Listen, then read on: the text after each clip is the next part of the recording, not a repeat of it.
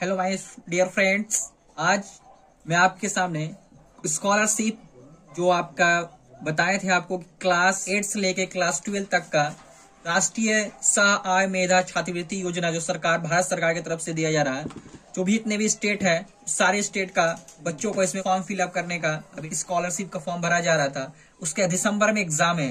Students, आज मैं उसी स्कॉलरशिप का मैं आपको मॉडल पेपर सेट का आज मैं एक सेट प्रैक्टिस कराऊंगा। तो आप लोग क्लास 8 के जितने भी स्टूडेंट्स है, ठीक है, क्लास 8 के स्टूडेंट्स जो भी है इस वीडियो में जल्दी से जल्दी जुड़ जाए, ताकि मैं आपको इस मॉडल सेट क्लास 8 का जो एग्जाम से रिलेटेड पूरा मॉडल सेट होगा, इसी पैटर्न में एग्जाम में आपका पूछा जाएगा। आज उसी का मॉडल सेट आपको उसका तैयारी कराऊंगा। जो भी स्टूडेंट्स अगर मेरे चैनल में पहली बार आए तो सब्सक्राइब कर दें, लाइक भी कर दे और बेल आइकन का बटन को दबाना ना भूले, ताकि सबसे पहले कोई भी वीडियो सबसे पहले उसका नोटिफिकेशन आप तक पहुंचे। तब बिना देर किए हुए मैं फर्स्ट मॉडल सेट जो आपका लाया, आपको पता है मैट और सेट, एक मेंटल एबिलिटी टेस्ट, एक सेट साइकोलॉजिक एबिलिटी टेस्ट जो आपका होगा, वो पेपर का आपका एग्जाम होगा 2 पाली में। तो आज मैं शैक्षिक योग्यता परीक्षा जो आपका उसका मैं आपका सेट प्रैक्टिस करवाने जा रहा हूं। ठीक है, पहला आपको पता है विज्ञान, ठीक है, विज्ञान का फिजिक्स का पहला क्वेश्चन है ये कि पानी की सतह पर उत्पन्न तरंग। ठीक है, ऑप्शन नंबर 1 है प्रकाश तरंग है, अनुदैर्घ्य तरंग है दूसरा में, तीसरा अनुग्रस्त तरंग है, चौथा नंबर ऑप्शन कभी अनुदैर्घ्य तो कभी अनुप्रस्थ। तो इसका जो राइट आंसर होगा, पानी की सतह पर जो उत्पन्न तरंग होती है वो याद रखिएगा, जो हमेशा वो किस तरह का होता है, अनुप्रस्थ तरंग होता है। ठीक है, पानी की सतह पर उत्पन्न जो तरंग होती है वो अनुप्रस्थ तरंग होती है। तो इसका राइट आंसर हो जाएगा ऑप्शन नंबर 3। क्वेश्चन नंबर 2 है, एक कण r त्रिज्या के वृत्त में गति कर रहा है, आधा चक्कर पूरा हो जाने पर चली गई दूरी तथा विस्थापन क्रमशः होंगे। ठीक है, अब देखिए आपको पता है एक कण है r त्रिज्या वृत्त में गति कर रहा है, ठीक है, बोला आधा चक्कर पूरा हो जाने पर, तो आधा चक्कर पूरा हो जाने पर चली गई दूरी तथा विस्थापन क्रमशः होंगे। तो विस्थापन और दूरी निकालना है। तो इसका जो आपको पता है वृत्त की जो परिधि होती है, जो आपका वृत्त का परिधि जो आपको पता है उसका 2πr होता है, और उसके बाद इसका दूरी भी निकालना है।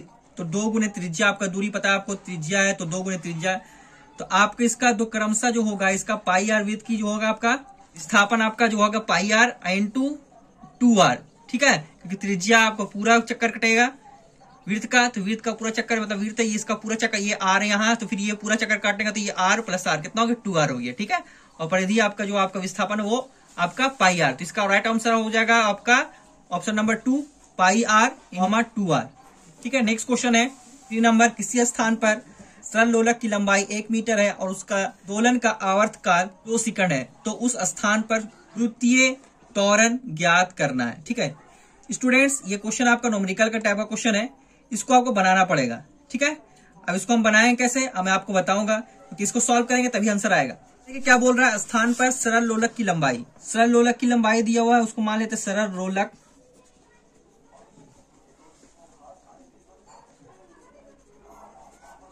उसको L मान लेते हैं बराबर 1 मीटर, आवर्तकाल को हम T मान लेते हैं बराबर 2 सेकेंड। ठीक है, अब इसको समीकरण से आपको पता है T बराबर जो होता है आवर्तकाल 2π × L/g। ठीक है, अब देखिए यहाँ पे आपको 2π, तो यहाँ पे इसका मान सबसे पहले आपको g बराबर जो होता है आपका वो याद रखिएगा 4π² L/t। ठीक है, अब यहाँ पे निकालना हमको क्या, गुरुत्वीय त्वरण, मतलब जी आपका जो है यहाँ पे ये आपका गुरुत्वीय त्वरण। ठीक है, अब ये गुरुत्वीय त्वरण जी आपका क्या हो गया, ये गुरुत्वीय त्वरण।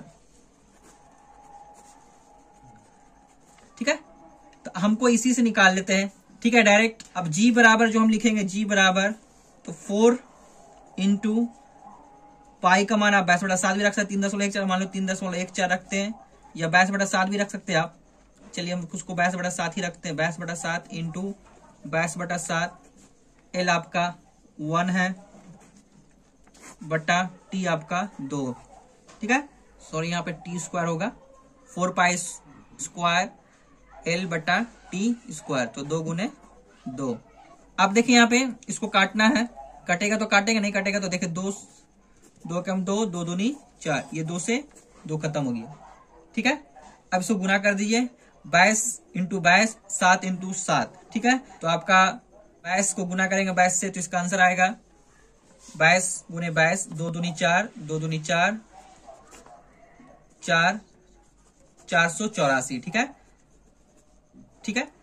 अब ये 7 7 49, आपका बट्टा हो गया 49। इसको डिवाइड देंगे तो इसका आंसर जो आएगा 9.87 मीटर पर सेकंड स्क्वायर। ठीक है, अब देखते हैं 9.87 मीटर पर सेकंड स्क्वायर कहाँ है। 9.87 मीटर, ऑप्शन नंबर 4 आपका करेक्ट आंसर हो जाएगा। ठीक है स्टूडेंट्स, तो इस तरह से आपको इसको सॉल्व करके मैंने बता दिया, ऑप्शन नंबर 4 इसका राइट आंसर है। इसको डिवाइड दीजिएगा, 9.87 मीटर पर सेकंड स्क्वायर आएगा। नेक्स्ट क्वेश्चन आपका है, किसी गैस का आयतन स्थिर कांस्टेंट बनाए रखा जाए तो ताप के बढ़ने पर गैस का दाब। तो याद रखिएगा हमेशा वो आपका पहला ऑप्शन स्थिर बना रहेगा, दूसरा बढ़ेगा, तीसरा घटेगा, चौथा घटेगा या बढ़ेगा या गैस की प्रकृति पर निर्भर है। ठीक है, तो याद रखिए क्वेश्चन नंबर 4 का जो ऑप्शन है, ये हमेशा जो गैस का आयतन स्थिर बनाए रखने के ताप के बढ़ने पर गैस का दाब हमेशा आपका बढ़ेगा। क्या होगा? बढ़ेगा। ठीक है, क्वेश्चन नंबर 5, एक व्यक्ति पानी की सतह से 90 डिग्री कोण पर पानी पे खड़े एक सिक्के को देख रहा है तो पानी का सिक्का दिखाई देगा। ये क्वेश्चन आपका फिजिक्स साइंस में क्वेश्चन है, बिल्कुल अच्छा क्वेश्चन है ये। ठीक है, पहला ऑप्शन थोड़ा ऊपर उठा हुआ, दूसरा बगल में, तीसरा तली में सटा हुआ, चौथा बोलता है किसी भी स्थान पे। तो इसका राइट जो आंसर होगा वो आपका पहला थोड़ा ऊपर उठा हुआ देखा, आप देख सकते हैं। क्वेश्चन नंबर 6, एक व्यक्ति को बिजली की चमक देखने के 3 सेकंड बाद बादल की गरज सुनाई पड़ती है। यदि हवा में ध्वनि का वेग 330 मीटर पर सेकंड हो तो बादल की दूरी उस व्यक्ति से कितनी है? ठीक है, तो इसका आंसर होगा, आपको इसको बनाना है। आपको कैसे बनेगा देखिए स्टूडेंट्स, निकालना है बादल की दूरी। तो बादल की दूरी बराबर होगा समय गुने ध्वनि का वेग। ठीक है, तो समय आपका दिया हुआ 3 सेकेंड और क्वेश्चन में ध्वनि का वेग दिया हुआ 330 मीटर पर सेकेंड। ठीक है, इसको गुना करेंगे आपको हो जाएगा 990 मीटर आंसर। ठीक है, याद रखिए बादल का दूरी का ये फॉर्मूला आप याद रखिएगा, समय गुने ध्वनि का वेग। तो 990 मीटर पर ऑप्शन नंबर फर्स्ट मेरा सही हो जाएगा। ठीक है, नेक्स्ट क्वेश्चन है, हमारे घरों में विद्युत उपकरण 220 वोल्ट पर कार्य चालित होते हैं, यह संकेतक है। क्या संकेतक है? पहला ऑप्शन वे समांतर रूप से संयोजित है, दूसरा वे श्रृंखला में संयोजित है, तीसरा वे सभी समान मान की धारा है, चौथा इन सभी में प्रतिरोधकता समान है। इसका जो राइट आंसर होगा याद रखिएगा हमेशा, वो वे समांतर रूप से संयोजित है। कैसा होता है? श्रेणी समांतर से क्रम में संयोजित होता है। ठीक है, क्वेश्चन नंबर 8, विद्युत ताप युक्तियों और उपकरणों में उच्च प्रतिरोध के तार का व्यवहार होता है, दूसरा निम्न प्रतिरोध के तार का व्यवहार होता है, तीसरा तार का व्यवहार होता ही नहीं, चौथा अर्धचालक का व्यवहार होता है। इसका राइट आंसर होगा हमेशा फर्स्ट, याद रखिए उच्च प्रतिरोध के तार का व्यवहार होता है विद्युत ताप युक्तियों में। क्वेश्चन नंबर 9, एक विद्युत बल्ब भी विद्युत ऊर्जा को इसमें बदलता है, पहला ध्वनि ऊर्जा, यांत्रिक ऊर्जा, नाभिकीय ऊर्जा या ऊपर में से कोई नहीं। तो क्वेश्चन नंबर 9 का जो आंसर होगा वो आपका इसमें से कोई नहीं आंसर होगा। ठीक है, इसका आंसर आपका इसमें से कोई नहीं होगा। ठीक है, ठीक है, इसका आंसर जो होगा आपको बता देते हैं, एक विद्युत बल्ब विद्युतीय ऊर्जा को प्रकाशीय ऊर्जा बदलता है। ठीक है, प्रकाशीय ऊर्जा तो इसमें है नहीं, इसलिए इसमें से कोई नहीं इसका आंसर होगा। ठीक है, नवीकरणीय ऊर्जा का स्रोत है, नवीकरणीय ऊर्जा आपको पढ़े होंगे, पहला सौर ऊर्जा, दूसरा नाभिकीय ऊर्जा, कोयला और तेल से प्राप्त ऊर्जा, चौथा प्राकृतिक गैस से प्राप्त ऊर्जा। इसका जो राइट आंसर आपका होगा, पहला आपका नवीकरणीय ऊर्जा जो आपका है वो आपका सौर ऊर्जा है। ठीक है, सोलर एनर्जी। दो मंदाकिनियों के बीच की दूरी, ठीक है, क्या होगा इसका आंसर? दो मंदाकिनियां बढ़ रही है, अपरिवर्तित है या कभी घटती है कभी बढ़ती है। इसका राइट आंसर हो जो होगा आपका ऑप्शन नंबर 1 बढ़ रही है। ठीक है, उसके बाद केमिस्ट्री का है, लोहे के एक 2.8 ग्राम के टुकड़े उसके परमाणु की संख्या ज्ञात करें। ठीक है, तो इसका होगा आंसर जो होगा परमाणु द्रव्यमान आपका 56 दिया हुआ है। इसका जो बनेगा, क्योंकि लोहे का 1 मोल है। ठीक है, क्वेश्चन नंबर हम 12 का बता रहे हैं, लोहे का 1 मोल है और इसमें दिया लोहे के 1 मोल जो हो जाएगा वो किसके बराबर लिया? लोहे का कितना दिया हुआ यहाँ पे? लोहे के 6.0, लोहे का एक 2.8 ग्राम का टुकड़ा है ना। अच्छा ठीक है, तो यहाँ पे आपका जो दिया हुआ है लोहे का जो 1 मोल हो जाएगा वो हो जाएगा आपका लोहे के परमाणु द्रव्यमान, लोहे के ग्राम परमाणु द्रव्यमान के बराबर हो जाएगा। ठीक है, वही होता है। तो यहाँ पे हो जाएगा आपका 56 ग्राम। ठीक है, तो 1 मोल जो होता है लोहे का उसमें हो जाएगा आपका 6.022 इंटू 10⁻³ परमाणु ग्राम होता है 1 मोल। लोहे का 1 मोल जो होता है 6.022 इंटू 10⁻³। अब इसको यहाँ पे निकालना हमको लोहे का 2.8 ग्राम का, 2.8 ग्राम का निकालना लोहे का, 2.8 ग्राम का। अब दिया हो टू का क्या हो जाएगा, तो 6 पॉइंट, ये तो 1 मोल का, तो 6.02 इंटू 10 टू पावर 3 बटा कितना हो जाएगा 56 इंटू 2.8 ग्राम। ठीक है, इसको कैलकुलेशन करेंगे तो कैलकुलेशन करने पे आपका जो राइट आंसर आएगा वो आपका, इसका राइट आंसर जो आएगा आपका वो आपका 3.110 इंटू 10 टू पावर और ऑप्शन नंबर 3 होगा। ठीक है, इस तरह से निकाल लेंगे। अगला क्वेश्चन, एक तत्व M की द्रव्यमान संख्या 24 और परमाणु संख्या 12 है, तो इस तत्व के एक परमाणु में कितने न्यूट्रॉन है। ठीक है, तो इसका जो राइट आंसर होगा पहला 12, दूसरा 11 दिया हुआ है, तीसरा आपका 10, चौथा इनमें से कोई नहीं। तो इसका राइट आंसर जो होगा वो आपका याद रखिएगा ऑप्शन नंबर 1 12। टिंचर आयोडीन में घोला गया, टिंचर आयोडीन में घोला क्या, जल, पहले कार्बन डाइऑक्साइड, दूसरा आयोडीन, अल्कोहल। तो 14 का जो आंसर होगा वो आपका अल्कोहल होगा। अम्लीय वर्षा करते हैं, अम्लीय वर्षा में क्या होता है आपको पता है, पहला SO2 गैस और N2O गैस, जल एवं कार्बन डाइऑक्साइड गैस, ऑक्सीजन एवं नाइट्रोज गैस, चौथा HCl HNO3 अम्ल। तो अम्ल वर्षा में जो आपका होगा वो आपका SO2 सल्फर आपका और नाइट्रस ऑक्साइड। ठीक है, निम्नलिखित में कौन ऑक्सीकरण और अवकारण है अभिक्रिया। देखिए इसका जो राइट आंसर होगा आपको ऑक्सीकरण और अवकारण जो आप पढ़े होंगे वो आपका, इसका जो है ये ऑप्शन CaCO3CO, ये तो आपका नहीं होगा, H2Cl2 या HCl। देखिए यहाँ पे HCl ये अलग होता है, यहाँ पे दोनों अक्सियां मिल गया, ये आपका आंसर होगा 2HCl। जल अपघटन क्रिया कौन सी है, इसमें जल अपघटन क्रिया जो आपका, इसका जो ऑप्शन NaCO ये नहीं हो, ये जल अभिकरण की जो क्रिया होगा इसमें FeCl3 3H2 FeO2 plus 3HCl, ये आपका 17 का आंसर हो जाएगा 3 नंबर। 18 का NH4Cl को गर्म करने पर NH3Cl कहलाती है, ये देखिए क्या कहलाएगी, उसमें भी योजन, विद्युत योजन। तो देखिए यहाँ पे NH3 अलग हो गया, HCl अलग हो गया, तो ये आपका जो कहलाएगा उसमें उष्मा निकलेगा इससे, तो उसमें अपघटन होगा। ठीक है, 254 ग्राम तांबे ऑक्सीजन गैस का गर्म करने पर कॉपर ऑक्साइड की मात्रा ज्ञात करें। तो देखिए इसका जो कॉपर ऑक्साइड की मात्रा जो दिया हुआ आपका यहाँ पे, इसका जो मात्रा होगा निकालते हैं, कैसे निकालेंगे, 2Cu प्लस O2 का दिया और 2CuO। ठीक है, कॉपर ऑक्साइड हो गया। अब 2 कॉपर ऑक्साइड का इसका निकालेंगे, तो दिया हुआ आपका Cu दिया हुआ, O भी दिया हुआ, H भी दिया हुआ है। ठीक है, तो जो दिखेंगे हम लोग फिर 2 गुने C का मान 63.5 प्लस U का मान 16, O का मान 16। ठीक है, ये इधर हो गया। अब यहाँ पे निकाल लेते हैं 2 इंटू 63.5। ठीक है, इधर हो जाएगा 127 ग्राम, ऐसे गुना करेंगे तो इधर हो जाएगा 159 ग्राम। ठीक है, अब देखिए 127 ग्राम से 159 ग्राम कॉपर ऑक्साइड प्राप्त होता है। ठीक है, 127 ग्राम से 159 ग्राम मिलता है, तो निकालना कितना है 254 ग्राम से। तो 254 ग्राम कैसे निकलेगा, 254 ग्राम से तांबे से क्या होगा 159 गुने 254 बटा 127। ठीक है, इसको हम सॉल्यूशन करेंगे। ठीक है, इसको सॉल्व कर लिएगा, तो इसका जो आंसर आएगा राइट आंसर वो आपका 318 ग्राम कॉपर ऑक्साइड आएगा। ठीक है, इसके बाद देखिए इसको मिलाना है, 20 नंबर क्वेश्चन, अच्छा से मिलाइएगा, बहुत अच्छा क्वेश्चन है ये 20 नंबर का। इसका जो होगा ए पहला का, देखिए ये जिंक सल्फाइड चूहा विष है, क्लोरोफॉर्म जो आपका है वो निषेचक दवाई है, पदार्थ है श्वेत फास्फोरस, अग्निबम है, लाल फास्फोरस, दिया सलाई है। ठीक है, तो इसका देखिए ए का C, बी का D, ये आपका ऑप्शन नंबर 20 का ऑप्शन नंबर 4 आंसर सही है। ऐसी रासायनिक अभिक्रिया जो प्रकाश ऊर्जा के अवशोषण द्वारा शुरू होते हैं कहलाती है। राइट आंसर हो जाएगा 21 का, वो आपका ऑप्शन नंबर 2 प्रकाश रासायनिक अभिक्रिया कहलाती है। देखिए ये है हमारे पास 3 प्रश्न ABC में से एक प्रश्न के सुखाकर इसमें लोहे बुरादा डाला, B में लोहे बुरादा डालकर उसको डालते हुए पानी में रखकर ढका गया, C में थोड़ा पानी लोहे का डालकर खुला रखा गया, 2-3 बार लोहे के बुरादे भूरे रंग चमकते। ए प्रश्नली में, B में, C में किसी में नहीं, किसमें जमेगी, तो देखिए इसका जो राइट आंसर होगा वो आपका C में जमेगा। तो C में लोहा का बुरादा डालकर खुला रखा गया तो जमेगा किसमें, तो C में जमेगा। ये लास्ट पॉइंट देखिए C में थोड़ा बुरादा डालकर लोहे का पुराना डालकर खुला रखा गया तो जमेगा आपका C में।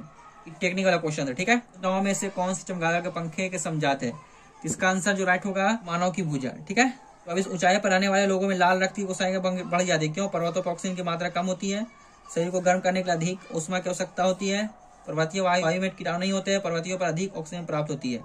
इसका राइट आंसर हो जाएगा आपका ऑप्शन नंबर 1, पर्वतों पर ऑक्सीजन की मात्रा कम हो जाती है। ठीक है, विश्व के सामने सबसे गंभीर जो चुनौती है वो आपको पता है क्या है, का तो आपको पता होगा, ओजोन छिद्र जो सबसे बड़ा प्रॉब्लम है। 26वां क्वेश्चन है, कोशिकीय विभाजन कौन से चरण में कॉर्डी का पृथक्करण तथा ध्रुवों के विपरीत उनका संचालन संगठित होता है? इसका राइट आंसर हो जाएगा 26 का एनाफेज में। जैव संगठन का सही क्रम है, जैव संगठन का सही क्रम जो आपको बताना है क्या होगा, तो इसका देखिए कोशिकाएं जीव उत्तक तो नहीं होगा, पहले कोशिकाएं होता है, फिर उत्तक अंग अंगतंत्र जीव, ये सही है। फिर कोशिका बनता, कोशिका से उत्तक बनता, उत्तक से अंग बनता, अंग से अंगतंत्र, उसके बाद एक जीव का निर्माण होता है। ठीक है, एक समान व्यक्ति जो है ये परासंचारी तंत्र में लगभग कितना रक्त होता है? ठीक है, तो आपको पता है एक समान व्यक्ति में कितना रक्त होता है? 5 लीटर। ठीक है, 4.5 से 5 लीटर होता है। क्वेश्चन 29, अनुवांशिकता का गुणसूत्रीय सिद्धांत किसने प्रस्तुत किया था? ये बहुत इंपॉर्टेंट क्वेश्चन स्टूडेंट्स।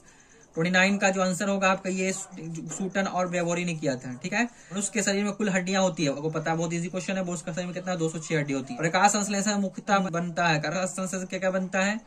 तो आपको पता है कार्बोहाइड्रेट बनता है। 25 नंबर क्वेश्चन है, बीजों में लैंगिक जनन को उत्पाद कहा जाता है क्योंकि? देखिए, पहला ऑप्शन है नए पौधे को जन्म देते हैं, दूसरा है युग्मकों से संलयन द्वारा निर्मित होते हैं, तीसरा है परागनालिकाओं के संलयन द्वारा निर्मित होते हैं, चौथा लंबे समय तक जीवित रह सकते हैं।